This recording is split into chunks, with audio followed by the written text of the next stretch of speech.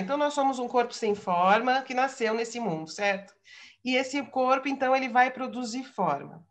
Qual é a primeira condição da produção de forma deste corpo? É a posição. Posição. A posição é determinante na produção de forma. Porque é pela posição que que o corpo vai produzindo respostas, ele vai se compondo com o ambiente ou com o outro com o qual ele está interagindo. Então, o eu, a primeira instância do eu, ela está associada à posição básica. Básica. Esta posição básica, ela é perspectiva. Tá? Essa palavra perspectiva, ela é muito importante. Por que o eu nasce dessa perspectiva? Porque eu estando aqui, eu preciso observar as forças do mundo ao meu redor, do outro, do ambiente, e me relacionar, intervir sobre ela. E aí, olha só, por isso, para o Gaiarsa e para o Damásio, nós entendemos o eu como algo que conhece. O eu é um conhecedor. Eu só existe um eu porque esse eu está tentando transformar, manipular, modificar, intervir sobre as forças do mundo e sobre as forças do ambiente no campo dos afetos. É isso, vou atravessar uma rua, vem o carro. Automaticamente, o meu sistema sensório-motor começa a calcular a velocidade do carro para saber se dá tempo de atravessar a rua ou não. Então, eu e o carro, eu que conhece esta força, essa forma, esse objeto, que é o carro, e que precisa atravessar a rua. Então, o eu sempre é um conhecimento também sobre o outro. O eu, a natureza dele é relacional, ela é perspectiva determinada por uma relação. Aí o Gaersa vai dizer assim, esse corpo, quando ele responde, a partir desta posição, ele responde a uma relação, esta resposta ela é dada como atitude. Atitude. Então, quem está anotando, se quiser fazer a coisa assim, bonitinha, né? Posição, depois de posição, atitude. A atitude é uma resposta. Tudo isso é formado na postura, né? Então, a gente vai produzindo essas atitudes que a gente vai produzindo, elas são tramadas, elas são formadas na postura do corpo, isso é muscular, tá? Vai sendo respostas que a gente vai estabilizando ao longo da nossa vida a partir destas relações. Porque existe um eu básico, então, isso é tanto Gaiarsa quanto Damásio, tá? Que é esse que está posicionado e cria perspectiva para poder lidar, manipular, se articular com relação aos outros corpos e as forças do mundo. Então, esse é um eu básico, certo? Só que quando a gente forma a atitude ela cria uma outra posição. É uma dobra na posição. Então, por exemplo, essa nova posição da atitude pode ser: estou olhando de cima para baixo, estou olhando de baixo para cima, eu estou olhando de viés, estou me colocando, né? De baixo para cima, de cima para baixo, de viés, recuado, estou me colocando num canto, eu estou me colocando por cima, pesando, eu estou me colocando empurrando, afastando. Então, é uma posição relacional, existencial, que já é uma dobra na primeira posição. E é esta segunda posição que faz do espaço uma coisa singularizada, que tira do nossa imagem, do nosso imaginário espacial, uma ideia inocente de que o espaço é uma coisa absoluta, total, que não tem nada a ver com relações pessoais. Se eu não tenho forma e a primeira questão é a posição ela me ajuda, sobretudo, a me organizar espacialmente. Conhecimento das relações espaciais.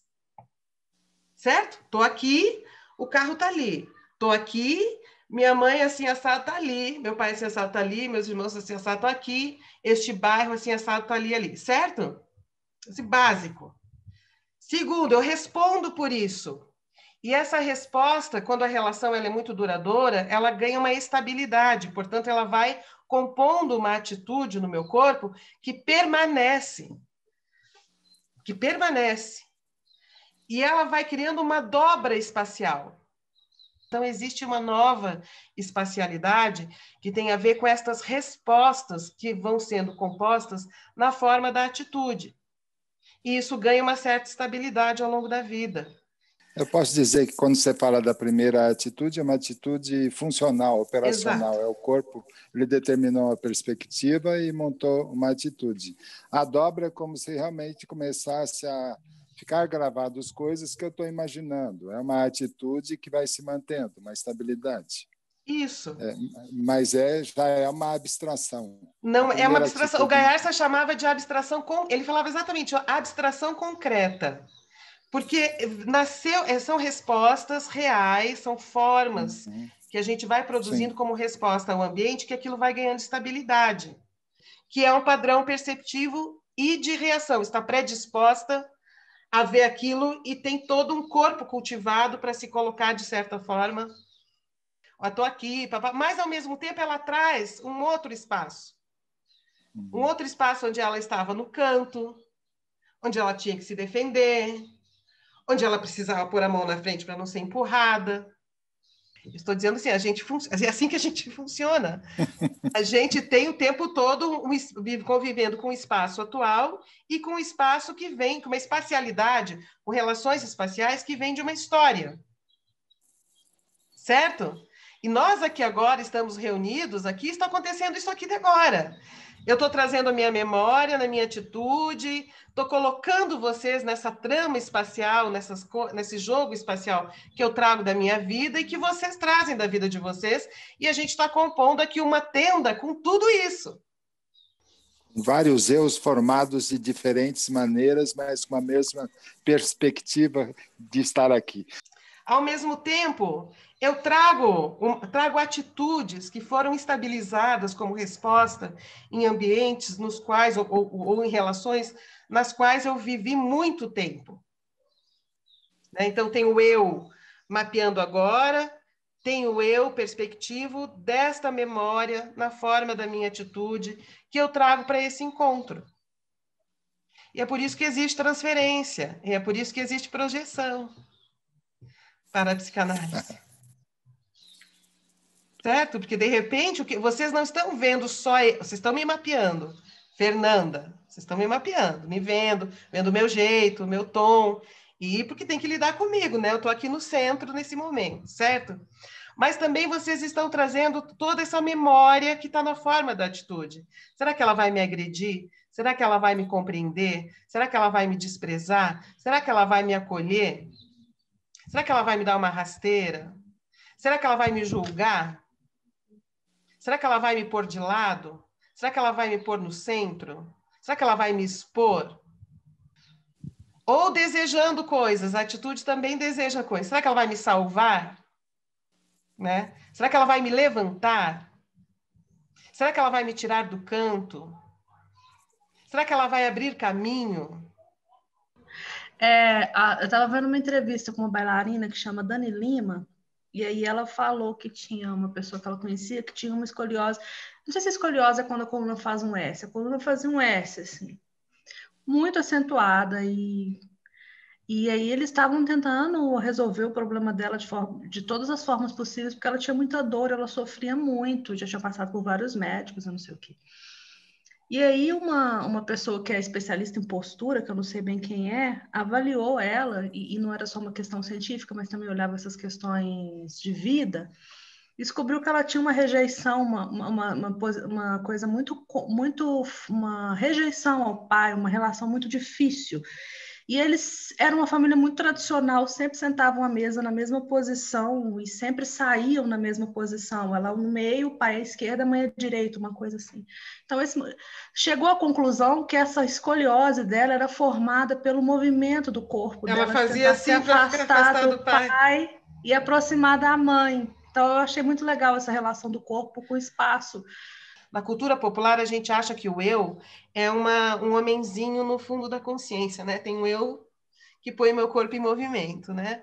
O eu, ele é mais complexo do que uma integridadezinha lá no fundo da mente, tá? Então, vamos lá. O eu, ele é perspectivo, certo? E o nosso corpo forma tramas perspectivas. Então, a gente tem mais de uma perspectiva composta no nosso corpo. Vou usar o exemplo mulheres, tá? Porque eu acho que a questão do gênero ela é mais fácil para entender a questão, mas serve para os caras também, tá? Então tá, tem um eu básico, tem um eu biográfico, que é esse da memória, que está na forma da atitude, né? E que também tem uma espacialidade singularizada, né? Tem uma forma de compor a posição, a perspectiva e as relações numa espacialidade singularizada, que é uma memória, que é a nossa história. Mas aí eu sou mulher, e as pessoas dizem que mulher deve fazer tais gestos, sentar de tal modo, falar de tal modo, vestir tais roupas, não pode rir muito alto para não ser vulgar. Então, olha só, esta mulher também ela vai sendo incorporada no nosso corpo. A gente vai incorporando. Então, pode anotar aí. Imitação, isso não há dúvida, não há controvérsia, isso é fato, é conhecimento geral, tá, gente? Isso não é não é questionável, tá? Na ciência. A gente vai também ganhando forma por imitação. Por imitação. Então, eu vou, por exemplo, incorporando o que uma mulher deve ser. Então, olha só. Então, eu tenho uma perspectiva básica, uma perspectiva biográfica, que está na forma da minha atitude, essa de como resposta, composição aos corpos com que eu me relacionei ao longo do tempo.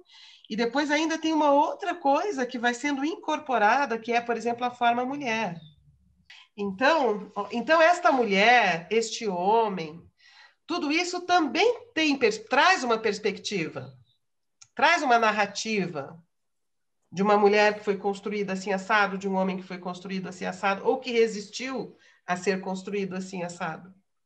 Então, olha quanta perspectiva, quanta trama, perspectiva.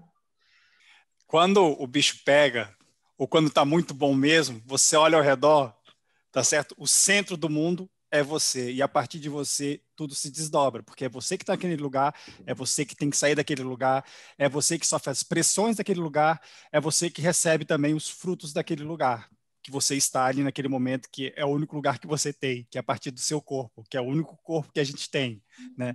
A pele envolve tudo isso, e é tudo isso, e os músculos, os ossos, a cognição, o coração, as emoções que estão pelo corpo, que nesse corpo mais corcunda, nesse corpo mais aberto, nesse corpo que foge, nesse corpo que luta, nesse corpo que ama, né? Por aí. Quando eu falo eu não estou falando do todo da gente, tá? O eu é um fenômeno da mente, certo? O eu é um fenômeno da mente, não é uma coisinha, né? Isso que a gente experimenta como eu. Se o eu é perspectiva que envolve conhecimento, leitura do mundo, leitura do outro, para poder reagir a isso, e se ele é básico, se ele é biográfico, e se ele também é por imitação de formas, a gente incorpora esquemas motores para dizer que nós somos aquilo. Esquemas motores que são formas da cultura. Aí o Garcia ele vai dizer o seguinte: tem momentos da nossa vida em que aquilo que a gente faz costuma ter como resposta, como forma de estar na relação com o outro, dá problema, né? Não, se desestabiliza, não funciona mais. Vocês já passaram por isso? De repente você se dá conta, nossa, eu estou fazendo desse jeito. Mas por que eu reagi desse jeito? Por que eu senti assim diante disso? Que não funciona mais, não tá bom. Você sente que aquele negócio deu uma arranhada. Não é uma reflexão que você fez sozinho, isolado no seu quarto. É tipo, não deu certo. Não é? O não deu certo é que é o determinante. Vocês já passaram por isso? Sim. Tá. O não deu certo é o determinante, tá? Porque ninguém chega neste lugar pensando a cá com seus botões, tá? Não existe isso. Pelo menos na teoria que eu estou oferecendo para vocês, isso não existe. O que existe é, você faz daquele jeito, não deu certo. Entrou em crise, se desestabilizou, né? Tá, então, o Gerson acha que nesse momento do não deu certo, todos esses hábitos da postura, tudo isso que a gente está acostumado a fazer habitualmente, a palavra hábito ela é muito importante, que é essa memória estabilizada, tudo isso se desestrutura, né? Tipo, é como se desse, vamos usar lá a linguagem sensório-motora, como se a gente desse o passo em falso. A gente se sente perdido porque a gente perde os parâmetros habituais de posição que estão ali na forma da atitude habitual. Foi? São 2 medos básicos dentro do sistema teórico do Gaiarski, que é muito bom, eu acho. Medo de cair e medo de ficar perdido. A angústia, ansiedade, tudo isso está dentro de ou estou presa, ou estou perdido, ou estou com medo de cair, a minha vida está desabando, estou caindo. Não deu certo meu relacionamento, meus filhos não sei o quê, meu trabalho, papapá, está caindo. Ou está caindo, ou está perdido, ou está preso. E tudo isso é sensório motor, né? É sensório motor. É dessa experiência que eu estou falando para vocês, né? Então, o que o Garça fala?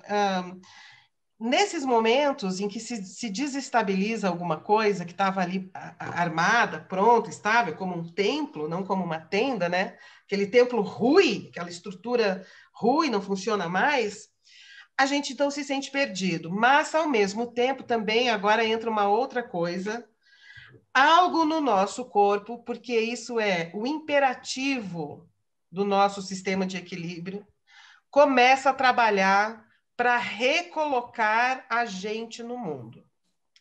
Isso tudo aí acontece inconscientemente.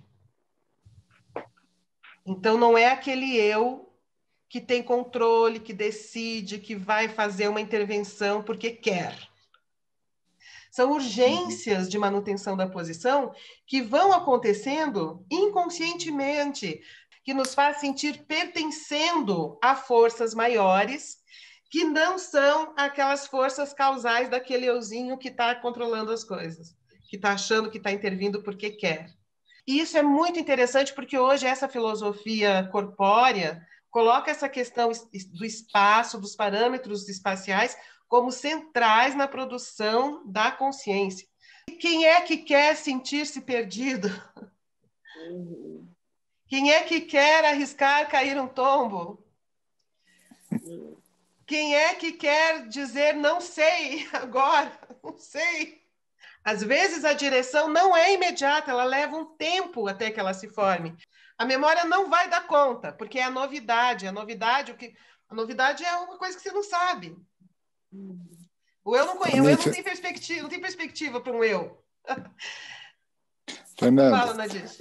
Eu estou viajando aqui na linguagem, que eu sinto que a gente está trabalhando uma mudança de linguagem, como uma mudança de pensamento.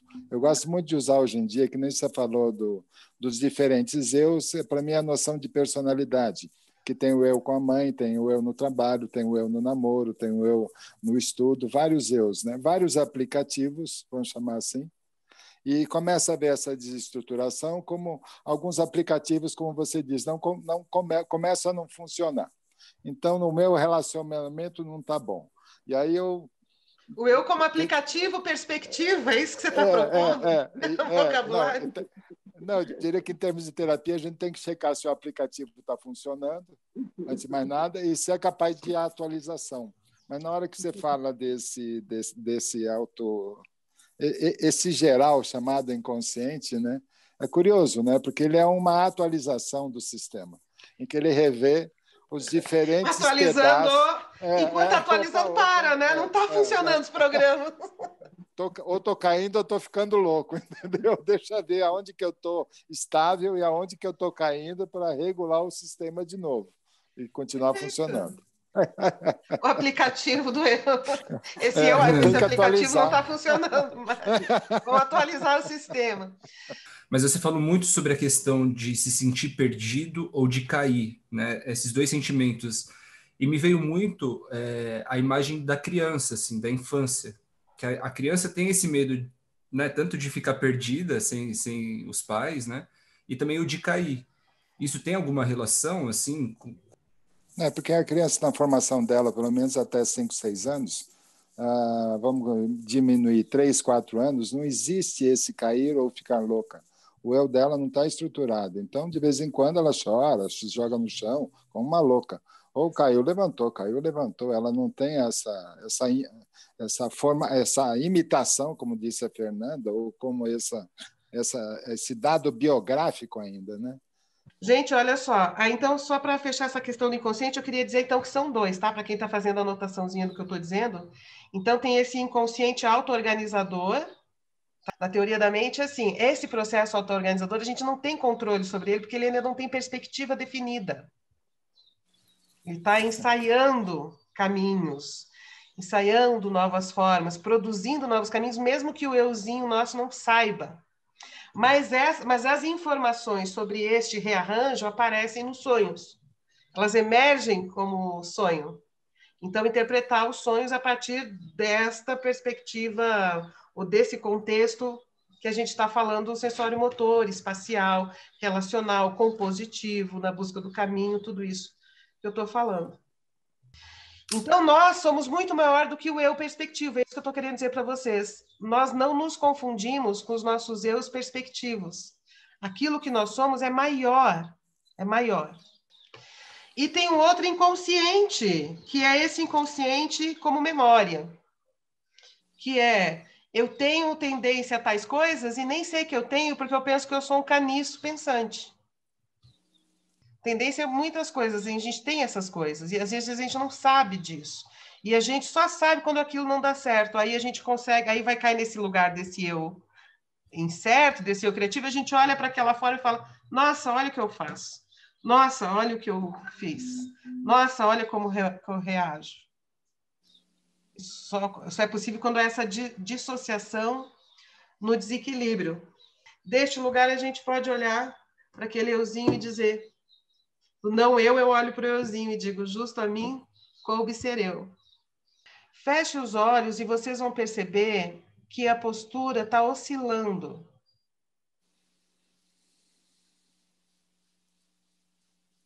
Tá? Continua de olho fechado, respira, né? Vai no fluxo natural, aí normal, habitual da tua respiração, e você vai perceber como que você está oscilando, o tempo inteiro balançando, mesmo sem querer, né? Não é para conduzir o balanço, tá? É para perceber o quanto que mesmo que você não queira, você está balançando. Respira e vê o que são pequenas micro-oscilações, né?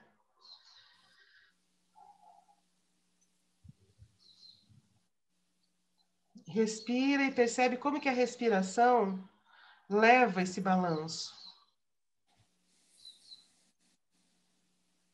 Vocês já devem ter percebido que, querendo ou não querendo, estando em pé, vocês estão balançando, certo? Essa é a estrutura instável do nosso esqueleto.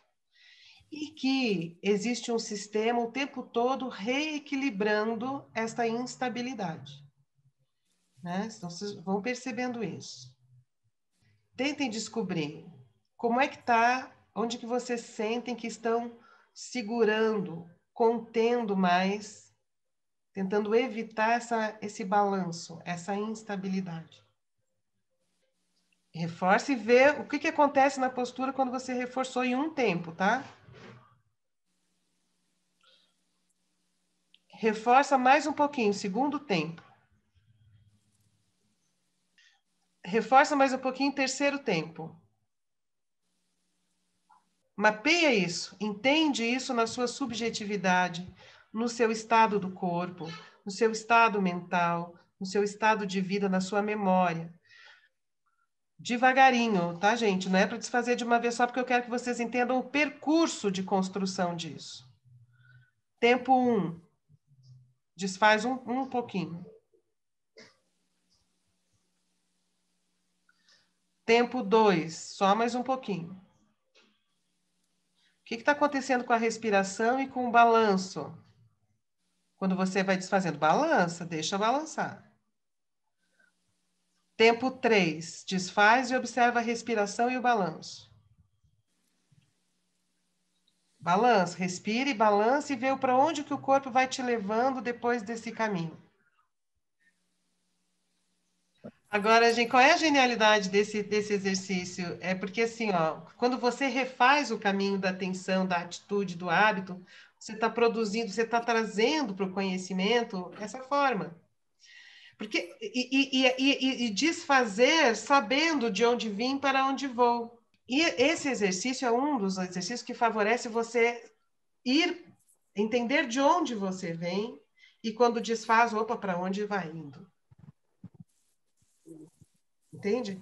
É uma forma de produzir conhecimento sobre a forma. Porque se isso é treinado, repetido, reproduzido várias vezes ao longo de muito tempo, tudo isso é muito tempo, tá? Não é uma sessão. Tudo isso são anos. Lamento informar, tá? Ninguém aqui vai oferecer uma salvação de um workshop de 4 horas, né? São muitos anos. Então, assim, na medida que você vai treinando, percebendo isso e desfazendo, quando na vida aquilo se constrói, você, opa, está construindo aquilo. E você tem a chance de fazer diferente. Tem a possibilidade de fazer diferente. Isso é autoconhecimento. Deixa eu só colocar um adendo, Fernanda, porque Feldenkrais, Moshe Feldenkrais, o que traz a consciência é o fazer atenção, que você nunca está consciente, depois desfazer a atenção, né? 1, 2, 3, 3, 2, 1. Mas é muito importante o caminho de ir construindo a tensão e acentuando a tensão, porque geralmente é o que a gente não tem consciente. Na hora que você está lá tenso, você começa a querer chacoalhar e não. Você precisa construir a tensão para depois desfazer a tensão. E isso é um passo a passo que produz uma transformação, não só uma descarga, um alívio imediato, mas que produz mesmo ao longo do tempo uma transformação, um conhecimento de si, mas ao longo do tempo, né? Ao longo do tempo. Talvez por isso esse retorno, né? Essa contagem do retorno é como um desarmamento, né? Precisa desarmar esse esquema, né? Então, esse exercício, ele aumenta... Vocês perceberam que aumentou as oscilações quando vocês voltam, que aumenta a oscilação?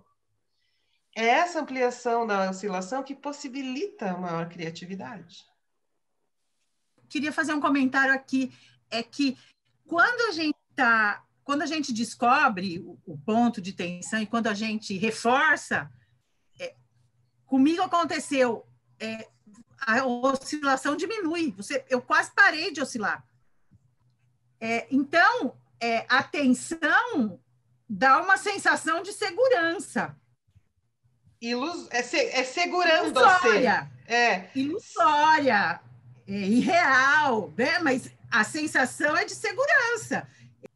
E aí, a hora que desarma, oscila muito mais. Então, assim, o medo vem gigante, porque você fala, bom, e agora? Então, na hora que faz essa volta e que amplia a oscilação, é que vem a auto-organização, produzindo uma coisa nova. E essa experiência de estar num lugar novo, opa, ela é muito importante, mesmo que ela não se estabilize naquele momento, mas você, justo a mim que observeu. Eu uso tudo isso dentro dessa perspectiva que eu chamo de uma filosofia em movimento, e tudo isso tem a ver com isso, que é essa filosofia corpórea, em movimento, que é a espacialidade, a produção de lugar, de sentido, de posição, de caminho, de formas de vínculo, considerando esse mapeamento, né, espacial, existencial, sociológico também, tem implicações, é por aí que eu vou, né? E aí, na hora eu pensei, caramba, olha só a forma que eu estou usando para me manter estável. E eu achei genial, porque de tudo isso que a gente está trocando aqui, esse reconhecimento de mim. Eu me reconheci, né? É quase como a fala da Mafalda, né? Me coube me ver assim, caramba. Justo a mim coube ser eu. Puxa vida. Agora, quando eu sinto um frio na barriga, um troço, uma respiração, eu falo, opa, tô te vendo. Já tô te vendo aqui no meu corpo. Já tô te vendo aqui, mas eu já sei perceber, né? Justo a mim coube ser eu. Justo a mim coube ser eu. Gente, o meu objetivo hoje era trazer a questão do eu, essa teoria do eu perspectivo, do eu central, o eu biográfico, o eu criativo, e o eu identificado, esse eu do encosto, né? Das formas sociais que a gente vai incorporando, e mostrar que o eu é uma trama. E falar desse inconsciente, né? Desse tão inconsciente auto-organizador que o euzinho não controla, nenhum dos euzinhos controla, e também dessa memória inconsciente, né? Que a gente pensa que é um caniço pensante, na verdade, quando a gente entra numa relação, a gente traz um corpo, que é uma memória, na forma das atitudes, dos hábitos, das incorporações, etc. É isso que eu queria trazer, a teoria do Gaer sobre o eu, que está muito de encontro com a teoria do eu do Damasio também, que bem depois o Damasio fez, mas é muito de acordo, tem muito a ver. E a questão espacial como uma questão central que tem a ver, então, com a posição. Então, esse eu é construído a partir da posição, que é a perspectiva, esses eus perspectivos, e eles também são responsáveis pela produção espacial. Então, a questão da espacialidade. É isso que eu queria trazer. E quis trazer esse exercício como um exemplo de uma prática que eu gosto muito, que a gente pode fazer com base nesse legado, que é tirar a pessoa de um lugar e pôr em outro, para que ela possa dizer justamente como observei. E o pensamento continua, a observação continua, a vida continua. Vou ficar umas 4 horas em silêncio agora pensando em tudo isso, mas tudo bem. Então tá, gente. Beijinhos, então. Beijo, pessoal. Beijos. Beijo, obrigada.